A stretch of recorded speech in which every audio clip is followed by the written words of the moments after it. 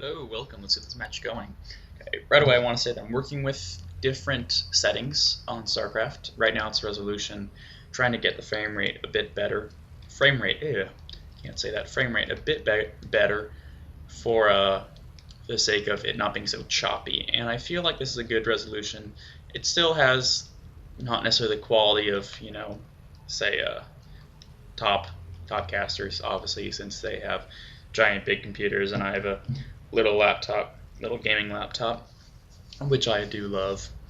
But it's still good enough, and it should hopefully make for enjoyable games where the frame rate isn't way too frustratingly choppy. Anyway, so this is from MLG Arena, Winter Arena, that happened about 3 or 4 years ago. Not 3 or 4 years ago, 3 or 4 weeks ago, I'm sorry. StarCraft 2 wasn't out 3 or 4 years ago.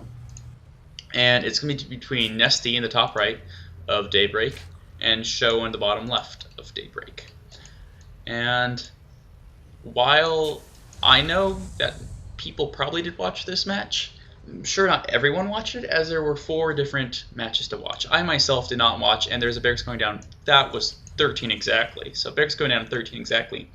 Over here can be hidden barracks. I know not everyone watched everything, since there were 4 streams to watch, and I mean, as much as you can try, you can't exactly pay attention to every single match. So this is a match I definitely did not pay attention to, and is actually Nestea going to see that barracks? No, he's not. But he's going to notice that there is nothing in Sjow's base whatsoever. No barracks up here. He's going to scout around down here, see if he's hidden the barracks over here or anything, and he's going to start scouting around for that pretty quickly, it looks like. Yeah, he's going over the natural, seeing if there's anything over there. And actually, if he doesn't send that drone over there, this Overlord will actually spot it the way it's going. But nope, the drone sees it. And look at the way the Overlord was sent. It was sent directly, if you can follow it on the map, right over here. You can see it was directly sent over here to the high ground. High ground allows you to get information on the natural and this base, as well as the comings and goings from this base to this base.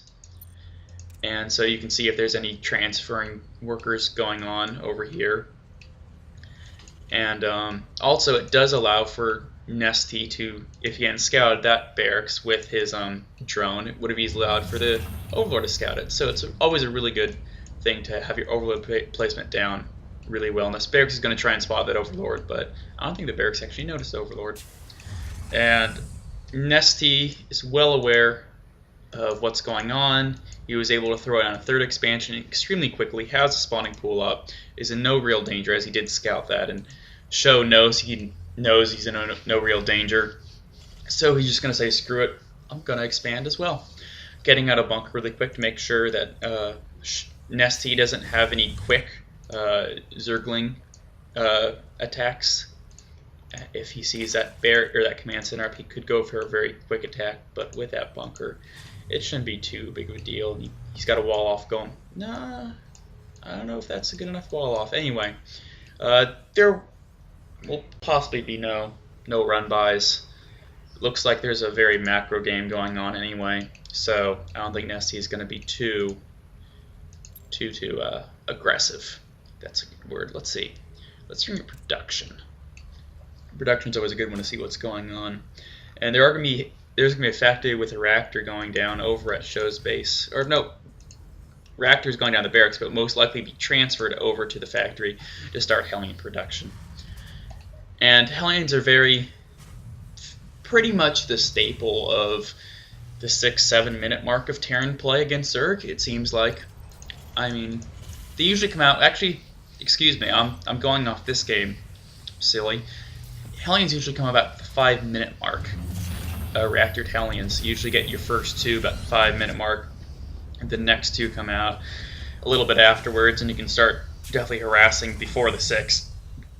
But because of that command center and a little bit of wonkiness that was going on with his build order, Sjow's going to get those Hellions out a little bit late. Though, looking at what's going on for Nestea in the quick 3rd versus a Terran, it might be rather hard to hold off if he doesn't if Nestea doesn't expect it. But there is a roach warren going down, and these Hellions are making their way across the map. He's fully aware of them now.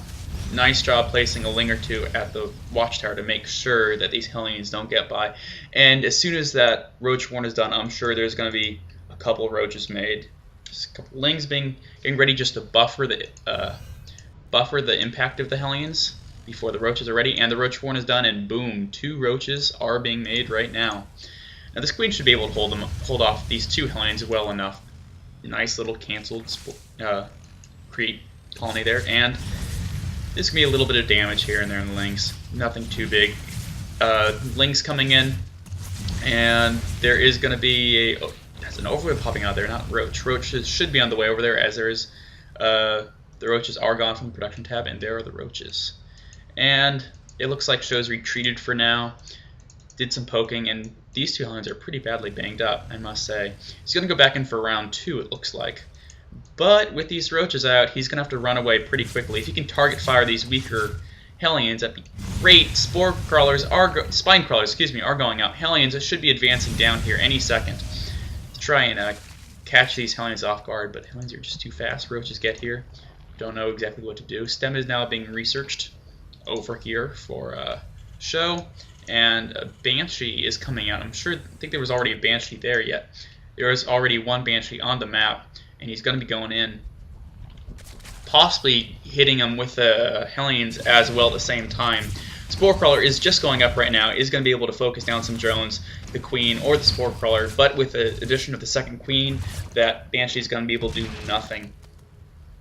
And there was actually something canceled over here. I'm pretty sure that was a Spore Crawler. That was 57 minerals back. He realizes that that Banshee wasn't very big of a threat, and even with the second Banshee on the way, I feel like, oh, zoomed in a bit. I feel like that shouldn't really be too big of a deal either. These Hellions are just kind of chilling at this watchtower, since those roaches did shut it down.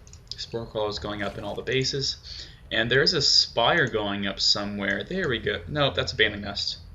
Doop doop. Spire. There we go. Spires are always such small little buildings.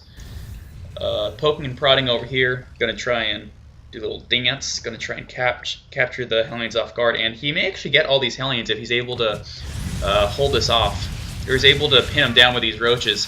But the Hellions are going to get away. The Banshee's not going to take some pot shots at the roaches, but they're not going to do too much good, as the Queens are able to shoo away the Banshee as well as the Hellions. Queen caught off creep. That's never good for the Queen.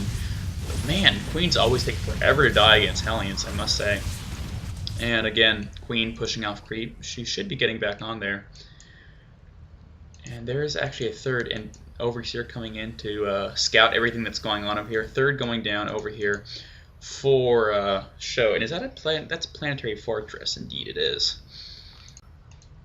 Lings making their way across here. Creep spread could be a tad bit better, but it's not bad. It's decent. Fourth is going down as well for Nestea, and if you look over here, looks like there's a +1 being researched over for these Mutalisks, and there's 10 Mutalisks coming out, so that +1 will definitely help out 10 Mutalisks. Meanwhile, there's a giant ball of Zerglings, roaches, what have you over here, and it's going to do some poking and prodding, no doubt. Going to try and see what it can see, possibly take out that third. Though I don't think Nestea realizes that that's a planetary fortress yet. And it does look like he is going to be... No, he doesn't realize that yet. And so he's going to go and try and hit that, but he's going to be shoot away pretty quickly. Here he comes, and... Oh, no. Not going to work out there. Has to run away as quickly as possible.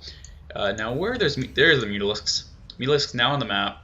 Just kind of roaming around their own base. There's actually was a trap back here. Man, Mutalisks are going to clean this up. Didn't do too much damage. Quickly checking the units lost. Control R. 5 workers. Not that much of a hit from Nestea. And they're just going to kind of be going back and forth on the map right now, trying to get more map control than the other one. And it looks like Sjow is aware. No, he's not aware of it. No, he does see the creep over here. And the Banshee will be going down. Banshee does not actually have Cloak. So these Mutalisks are going to take out the Banshee very, very quickly. So far been a pretty passive game. There hasn't been too much aggression, just a lot of pokes and prods here and there. A lot of tension building up, but no real all-out attacks. I think quickly going to units lost. Resources are rather low for being 14 minutes into the game. And again, doing a little poke and prodding, but Marines are just kind of shoo them off. Banelings are being morphed now for Nestea. And with this creep going about halfway over to Sjow's base, he'll definitely have the advantage if Sjow decides to attack into Nestea's base. That is for sure. A lot Archer Marines stemming over here, trying to take out those Mutalisks, and large amounts stemming. That's definitely a big hit to the Medivacs energy. What looks like an attack is going to be getting ready to go on over here. And is he just going to try and attack into the Planetary Fortress, try and take it out? It looks like that's what he's going to do. Banelings are coming down here, taking out these Marines, and nice hits there. All the Marines are down. It looks like this Planetary Fortress will actually fall not to any Marines, but or not to any Banelings, but just purely to Zerglings and some Roaches, which is very, very unheard of in terms of Planetary Fortresses falling to anything besides air units or Banelings. Or in the later stage of the game, I guess you could say Ultralisks, if you decide to go Ultralisks. As they like to say, if you want to lose the game, go Ultralisks. But meanwhile, Command Center, once again, being thrown up over here by on the 3rd. And there's engagement going on over here. There is Siege tanks sieging up, and the stem is going to go down and make sure these Banelings don't hit these Marines whatsoever. No, I don't think any Marines were actually hit by those Banelings, even then. Siege tanks will go down, but this force will eventually overrun it, despite all those Banelings actually being taken out.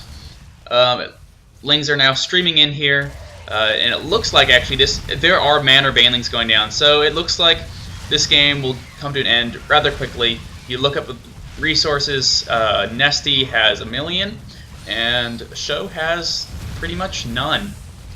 And as soon as these Banelings are done, they're going to come out here, hit this barracks, take out some of these workers, and that's going to be that. So, honestly, all in all, a rather passive game.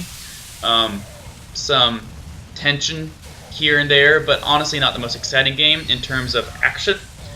I'm sure if if Day 9 reviewed it, if Arctosis reviewed that game, you could definitely find some intricacies. But as far as I'm concerned, it was rather slow. But let us go on to Game 2.